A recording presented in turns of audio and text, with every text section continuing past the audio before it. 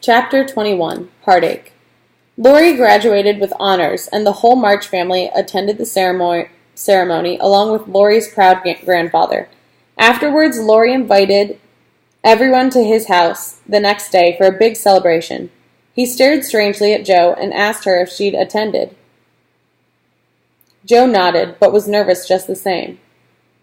The next day, Joe met him on a little path near the river. They spoke for a while, mostly about school and her time in New York. It was uncomfortable, and Joe knew what was coming. She dreaded the moment. Then Lori finally spoke.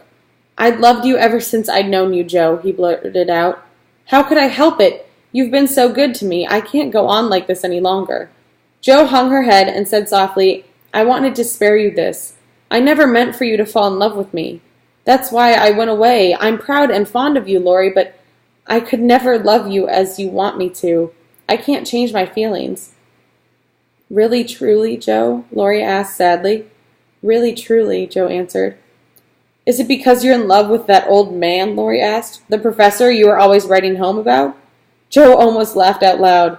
"He isn't old. He's good and kind and the best friend I've got next to you. I haven't the least idea of loving him or anyone else. But you will, and then what shall become of me?"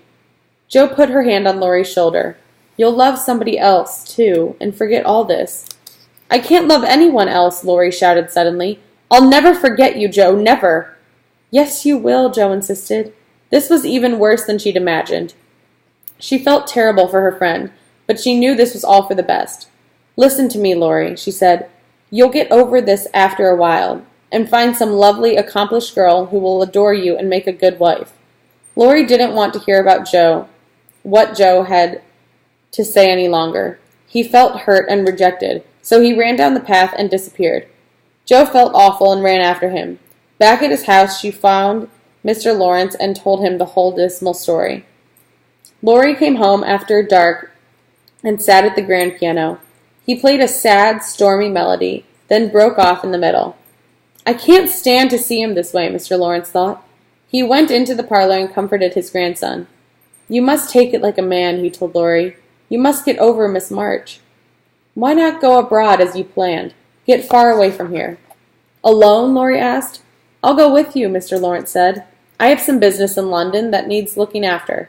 I have friends in Paris to visit, and you can go on ahead to Italy and Switzerland." Lori hesitated. He knew his grandfather hated to travel, and that the old man was just being kind. "As you like, sir," he said with a sigh. The day arrived when Lori and his grandfather were to leave. The Marches went to bid them farewell, and Lori embraced them all. He barely hugged Joe before running to meet his carriage. Joe felt terribly guilty. She stared after him, hoping he'd turn around so she might give him one last friendly wave, but he didn't look back.